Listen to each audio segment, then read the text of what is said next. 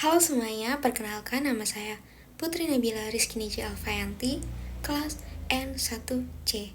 Nah, di sini saya akan menjelaskan tentang bisnis plan yang saya buat, yaitu Ecofill Station. Apa sih Ecofill Station itu?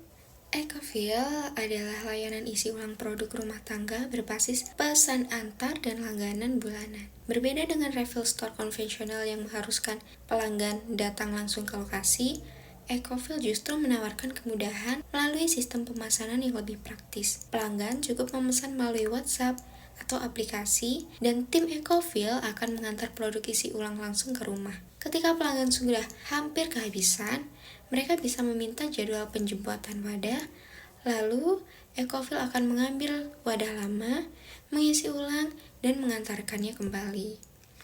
Produk yang ditawarkan meliputi sabun, cuci piring, cuci tangan, deterjen, pelembut, pembersih lantai, dan produk rumah tangga lainnya. Semua produk dikirim menggunakan wadah khusus yang dapat digunakan berkali-kali. Setelah pelanggan menghabiskan isi produk, wadah tersebut tidak dibuang, melainkan dikembalikan kembali untuk diisi ulang. Keunggulan utama Ecofill adalah praktis, hemat, dan ramah lingkungan pastinya. Pelanggan tidak hanya mendapatkan produk yang lebih murah karena tanpa kemasan, tetapi juga tidak perlu repot keluar rumah. Sistem langganan bulanan memungkinkan pelanggan menerima isi ulang secara rutin sesuai kebutuhan. Misalnya, setiap 14 hari atau setiap 1 bulan, model ini sangat cocok untuk keluarga, mahasiswa kos, maupun kantor kecil yang membutuhkan produk kebersihan secara rutin dan ingin menghemat waktu dan biaya juga pastinya. Selanjutnya, analisis SWOT dari Strange. Yang pertama, sistem pesan antar dan langganan ini sangat praktis dan hemat waktu. Yang kedua, ramah lingkungan. Yang ketiga, harga lebih terjangkau karena tanpa kemasan baru. Yang keempat, cocok untuk pelanggan yang sibuk dan mahasiswa kos. Selanjutnya, ada weakness. Yang pertama, bergantung pada kesadaran dan ketepatan jadwal antar. Yang kedua, kualitas produk tergantung pemasok. Yang ketiga, resiko keterlambatan pengembalian wadah oleh pelanggan. Selanjutnya ada opportunities. Nah, pertama, kebutuhan produk kebersihan bersifat rutin dan berulang. Kedua, potensi pasar di kos perumahan atau UMKM. Ketiga, masih sedikit pesaing refill berbasis delivery, jadi kita bisa menjadikan kesempatan untuk berbisnis ini.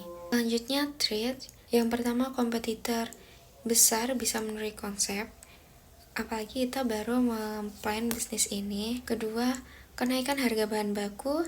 Yang ketiga, ketergantungan pada kedisiplinan pelanggan. Selanjutnya ada business model canvas dari Key Research. Wadah ini khusus refill, kendaraan delivery, gudangnya kecil, SDM kurir dan pengisian, sistem pencatatan dan langganan. Selanjutnya ada key activity, pengisian ulang, pengantaran dan penjumpaaan wadah, maintenance dan sanitasi, digital marketing, dan pengelolaan langganan.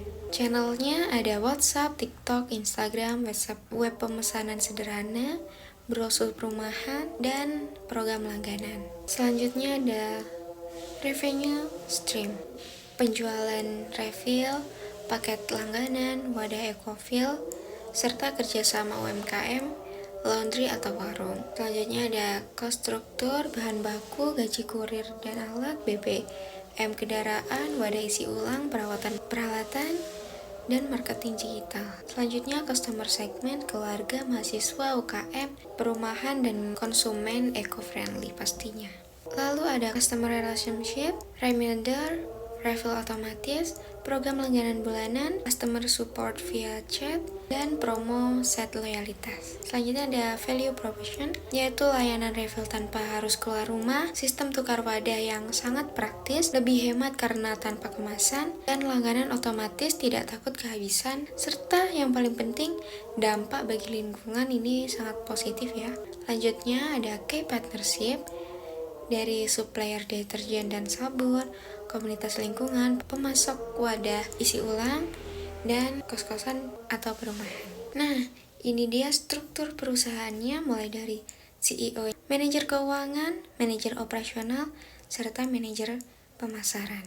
yang akan menjalankan tugasnya masing-masing. Selanjutnya, kepemimpinan dalam menjalankan Ecofil Station ini, gaya kepemimpinan yang digunakan oleh CEO atau saya adalah kepemimpinan demokratis.